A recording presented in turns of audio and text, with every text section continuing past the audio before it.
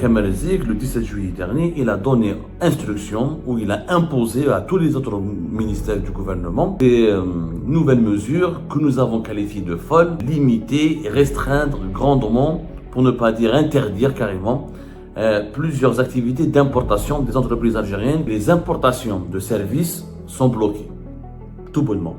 Voilà. L'Algérie, selon Kamel Zik, interdit à toutes les entreprises algériennes de faire de l'importation des services. C'est-à-dire que les entreprises algériennes n'ont le droit aujourd'hui que d'importer tout ce qui relève de leur activité de production, matières premières, équipements, outils de production. Les importations de services, elles n'ont plus le droit. Donc Kamel Zik, il a bloqué l'Algérie, bloqué les importations de services. Les banques algériennes, qui font son Mastercard, Visa, Sonatrach, elle a des obligations internationales par rapport à ses filiales, elle travaille avec des cabinets. Comment vont faire? Alors bien sûr, il y aura, selon des sources proches du Kamel Zik, des dérogations. Dérogations pour l'Algérie, dérogations pour les banques, un système de dérogation. On devient dans une économie, comment dirais-je, sur le Moyen-Âge. Il y a des seigneurs de le Moyen-Âge, selon leurs cours, ils seront bien traités. Le bas peuple, c'est des esclaves, eux ils ne seront pas traités, ils auront droit à rien. Donc كيفاش نخدموا ما فهمناش البلاد حبست كومبلي يعني كامل زيك حبس البلاد interdiction. Il y a de cela 48 heures, le 27 juillet dernier, plus exactement, nous vous avons révélé en exclusivité un document interne, un document gouvernemental d'un département ministériel algérien, celui des transports en l'occurrence, qui révèle les dessous et les tenants et aboutissants d'une réunion interministérielle organisée par Kamel Zik en tant que ministre du Commerce extérieur, mais visiblement c'est lui qui organise maintenant les réunions du gouvernement. Apparemment c'est lui qui joue le rôle du Premier ministre, on a relevé cette anomalie. Et dans ce document, Kamel Zik, le 17 juillet dernier, il a donné instruction ou il a imposé à tous les autres ministères du gouvernement des nouvelles mesures que nous avons qualifiées de folles pour limiter et restreindre grandement, pour ne pas dire interdire carrément, plusieurs activités d'importation des entreprises algériennes qui sont spécialisées et dont les activités sont versées dans le secteur de la production nationale. Encore une fois, on ne parle pas des importateurs qui ramènent des marchandises ou des biens pour les revendre en l'état. On appelle ça la revente en état. On parle des entreprises qui importent pour leur propre production. À savoir, pour produire, il faut importer pour la matière première, il faut apporter des équipements de production, des machines, il faut apporter des pièces ou des composants pour réparer les outils de production, il faut apporter aussi des services, à savoir des compétences, du consulting, des études, payer peut-être des ingénieurs qui doivent venir depuis l'étranger pour faire de la formation à ses employés. Et justement, M. Kamel Zik, dans ce document que nous allons vous remontrer encore une fois, lors d'une réunion le 17 juillet 2025, le document, dans ce document-là, il y a 2 pages. La deuxième page, c'est un document signé par le secrétaire général du ministère des Transports qui donc révèle et répercute les instructions qui ont été imposées par la réunion du 17 juillet 2025 organisée par le ministère du Commerce extérieur sous l'égide de Kamel Zik. Les nouveaux mécanismes de contrôle et de régulation des importations. Dans cette instruction, on nous apprend tout bonnement que M. Kamel Zik a demandé à tous les membres du gouvernement algérien d'informer tous les opérateurs, toutes leurs directions centrales, toutes leurs directions régionales et tous les organismes qui relèvent de leur autorité et toutes les entreprises algériennes qui relèvent de leur autorité et de leur département, que les importations de services sont bloquées. Tout bonnement. Voilà. L'Algérie, selon Kamel Zik, interdit à toutes les entreprises algériennes de faire de l'importation des services. Une explication s'impose. En économie, nous avons les marchandises, tout ce qui est matériel, et nous avons tout ce qui est immatériel. C'est que on produit une marchandise, un bien matériel, et on produit un service. Et dans le commerce extérieur, il y a les importations, les exportations des biens matériels, il y a aussi l'importation et l'exportation ce qu'on appelle des services. Alors, qu'est-ce que c'est que le service? Les services, ça peut être une palette de secteurs. Par exemple, le tourisme, le tourisme. Quand un Algérien part à l'étranger, dépense son argent pour aller en Tunisie, louer un hôtel en Tunisie, passer ses vacances en Tunisie, manger dans les restaurants tunisiens, profiter des plats tunisiens, ça s'appelle des services, une exportation de services. Ça veut dire que les Algériens partent à l'étranger. Pour l'Algérie, c'est une importation. Pour la Tunisie, c'est une exportation.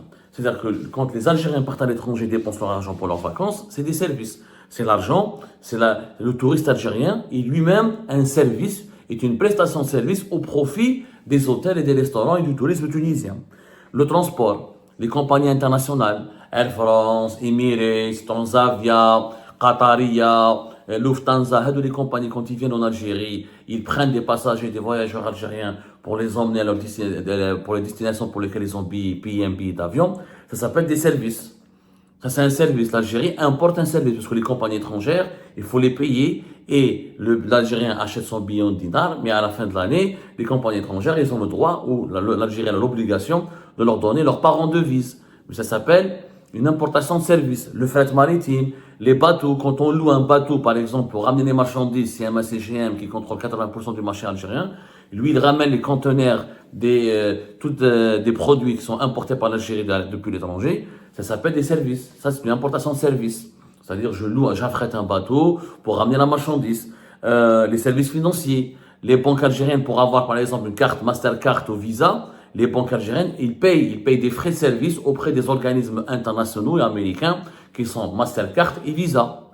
Dans les banques, on paye par exemple le SWIFT. Le SWIFT, c'est une société belge, c'est un système international, mais basé en Belgique, qui permet de faire des virements bancaires. Mais les banques, pour utiliser ce système international, elles doivent payer des frais.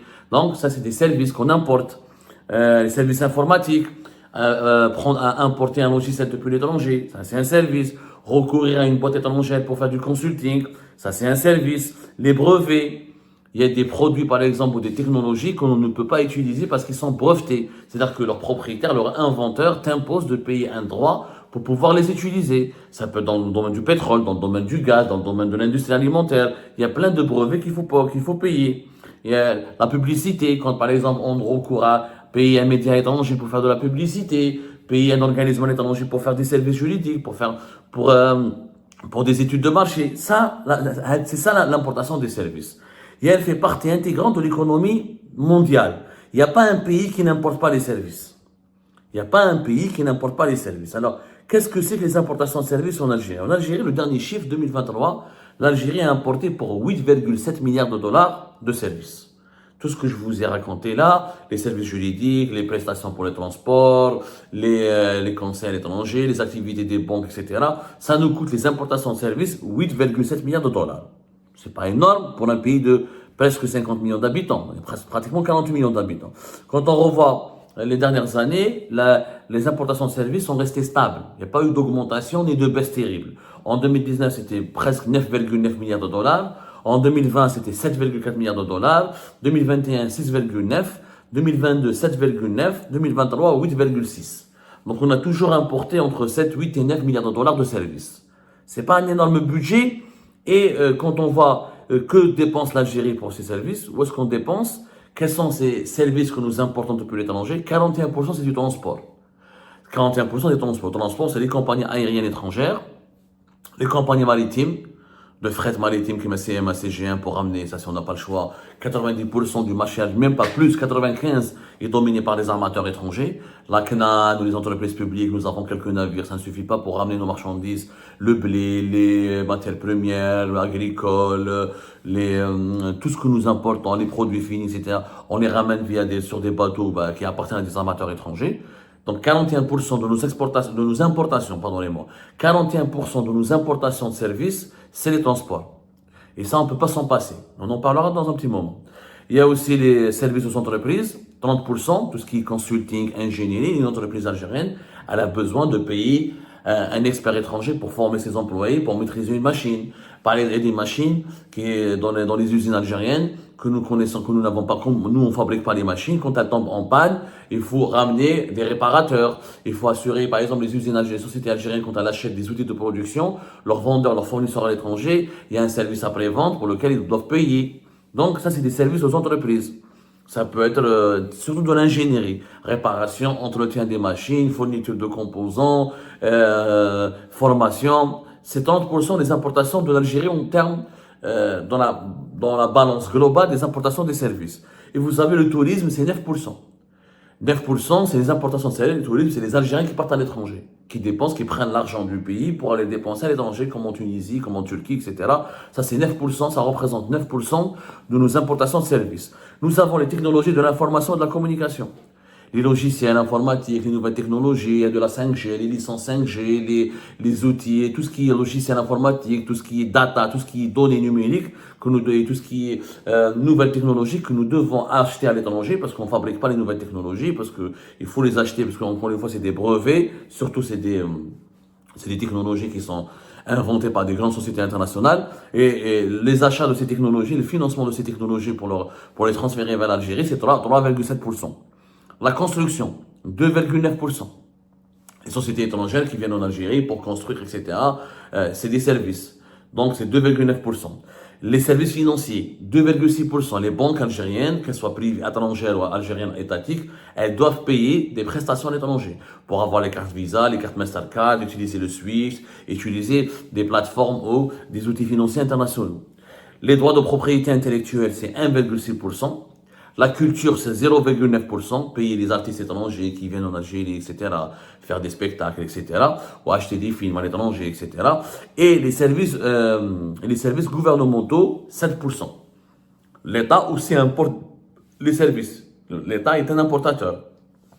L'État, comme l'armée, comme la police, ils payent des formations, ils achètent leurs propres logiciels informatiques, ils achètent leurs propres outils de technologie, ils sont liés à des boîtes de consulting, à des cabinets d'avocats internationaux quand l'Algérie doit se défendre dans les procédures d'arbitrage internationaux, d'arbitrage international. Donc tout ça, même l'État, il représente 7%.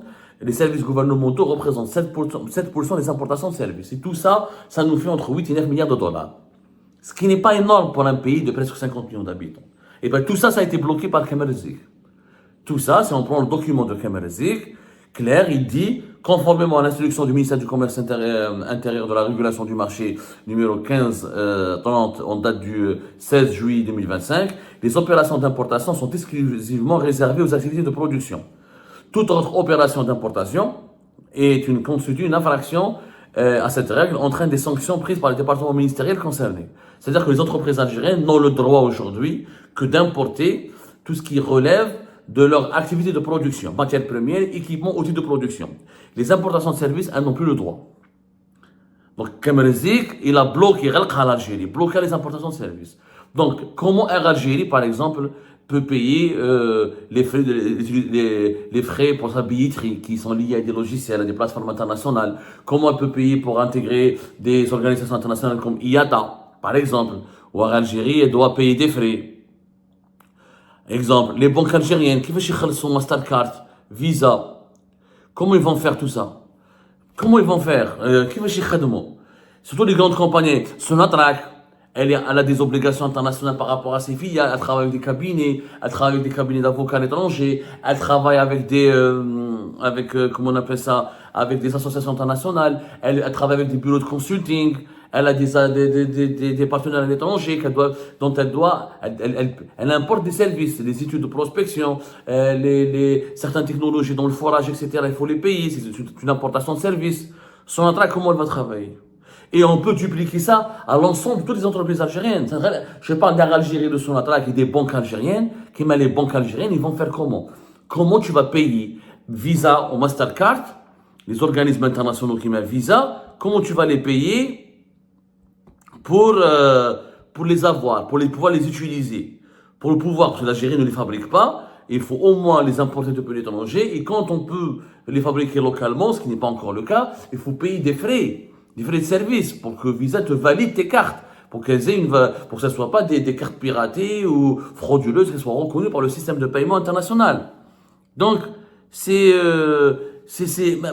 comment vont faire? Alors, bien sûr, il y aura, selon des sources proches de Kamal Zik, des dérogations. Donc, Kamal Zik va donner des dérogations. Dérogations pour l'Algérie, dérogations pour les banques, un système de dérogation. On devient dans une économie comment dirais-je, sur le Moyen-Âge. Il y a des seigneurs de le Moyen-Âge, selon leurs cours, ils seront bien traités. Le bas peuple, c'est des esclaves, eux, ils ne seront pas traités, ils auront droit à rien.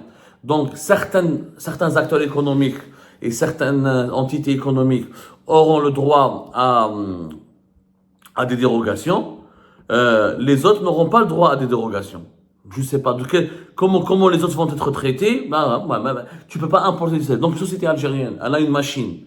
Elle a importé une machine. Et elle doit payer un formateur étranger pour former les employés algériens. Elle peut pas.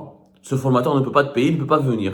Elle peut pas le payer. Donc, comment elle va? Elle va pas le payer en dinars, il est étranger, il a besoin des devises. Dans cette machine, il faut aller sur YouTube et apprendre. Ma femme, comment on va faire? Même Google, par exemple. Les importations, c'est la publicité sur Google. Parce que les entreprises algériennes qui payent la publicité sur Facebook, sur Google, pour promouvoir leurs produits, on peut pas. Il y a des ministères, la présidence algérienne paye, elle a un budget de publicité sur Google, Facebook et les réseaux sociaux. Tu peux pas. Parce que c'est une importation de services. Donc, tu as le droit de payer Google, etc. Comment tu vas justifier? Au noir, qui va faire Google ou YouTube ou comment tu vas faire, par exemple? Et les exemples sont légion en termes de formation, d'ingénierie. Redouachala Sonatrach, elle a besoin d'une compétence étrangère. Pour prospecter un champ de pétrole, pour utiliser une technologie de forage, c'est une importation de service. Elle peut pas. حصلت. Donc, كيفاش نخدموا؟ ما فهمناش. البلاد حبست كومبلي. يعني كما الزيك حبس البلاد. Interdiction. ما بقاش bloqué ولا momentanément. Ils sont interdits. Les importations de services sont interdites. Donc, comment le pays va fonctionner? Comment le pays va fonctionner? Mais c'est ça ce qu'on veut comprendre. Comment les banques algériennes vont fonctionner? Comment les compagnies aériennes, donc ils vont pas travailler en Algérie. Et Air France, Emirates, Transavia, plus les importations de services sont interdites. Comment on va payer les compagnies aériennes? Comment les compagnies aériennes vont récupérer leur argent en Algérie? Mais franchement, je sais pas. L'importation de marchandises, c'est un CGM qui va y les bateaux, les armateurs étrangers qui ramènent le blé, qui ramènent les vêtements, qui ramènent les sous-vêtements, qui ramènent les machines, etc., qui ramènent les produits que l'Algérie importe. Comment ils seront? C'est des services, c'est une importation de services. Il y aura quoi? Qui va gérer ce système de dérogation? Quels seront les critères? On ne peut pas interdire. Il n'y a pas un pays qui n'importe pas de services. Ça n'existe pas. Sauf si on veut vivre en autarcie. Si on se coupe du monde, on va vivre coupé du monde entier, en autarcie.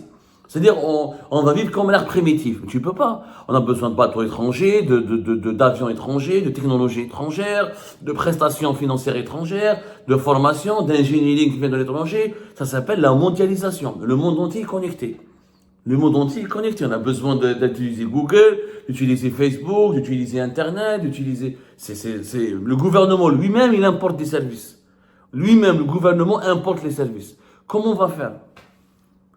Kamerzik l'a bloqué comme ça et il n'y a même pas de débat là-dessus. Ce qui est grave, c'est qu'il n'y a pas de débat. Ça ne choque personne. Si, ça choque les entrepreneurs, les chefs d'entreprise, les opérateurs économiques, les acteurs économiques, ça les choque. Ça les choque. Mais ils n'en parlent pas. Dès que laisse couler. Donc, Kamerzik, avec la bénédiction de Majid Tebboune, il a arrêté les importations de services. Donc, comment le pays va fonctionner maintenant? C'est le grand mystère. On va autoriser que les entreprises étatiques à fonctionner et le privé, Marrakech. Donc, qui va investir dans un pays pareil? Je vais investir, donc comment un investisseur étranger ou une entreprise algérienne va investir dans un climat pareil? Je vais ramener une machine pour mes activités de production. Il faut un programme prévisionnel, des autorisations de plusieurs départements ministériels, 6 étapes à accomplir, un temps d'attente, de la bureaucratie, etc. pour pouvoir ramener ma machine, une matière première. Et je ne peux même pas importer des services. Or, la production, elle nécessite services et des biens matériels. Il n'y a pas une usine qui n'a pas besoin d'un service. Une machine doit être entretenue et les employés doivent être formés. Il y a un service après-vente, il y a des logiciels, il y a des technologies que nous devons utiliser. Il y a des licences à acheter, il y a des brevets, il y a des droits internationaux qu'il faut payer. Kamerzik, en fait, il pense qu'une économie, c'est comme une ferme de vaches, c'est un poulailler. Il a la mentalité d'un gestionnaire de poulailler. Pour lui, tout doit être local, tout doit, une ferme, même dans les fermes, l'aliment de bétail, quelques machines, il faut les ramener de l'étranger. Mais je sais pas, l'actuelle doctrine économique du gouvernement algérien, du régime algérien actuel, elle est extrêmement intrigante. Elle est tout simplement choquante. Elle est tout simplement inédite. Et ben voilà les amis, c'est la fin de cette vidéo. Je vous remercie comme d'habitude pour avoir suivi jusqu'à la fin. N'oubliez pas de nous laisser vos commentaires et vos réactions sur cette vidéo et de vous abonner à la chaîne si vous n'êtes pas encore abonné. Donc voilà, ça fait vraiment plaisir de voir vos commentaires et vos réactions et vos discussions sur la section des commentaires. C'est très intéressant et je vous prie toujours de garder le respect et un petit peu la bonne ambiance pour tout le monde. Donc voilà, merci beaucoup et à la prochaine dans une nouvelle vidéo. Au revoir.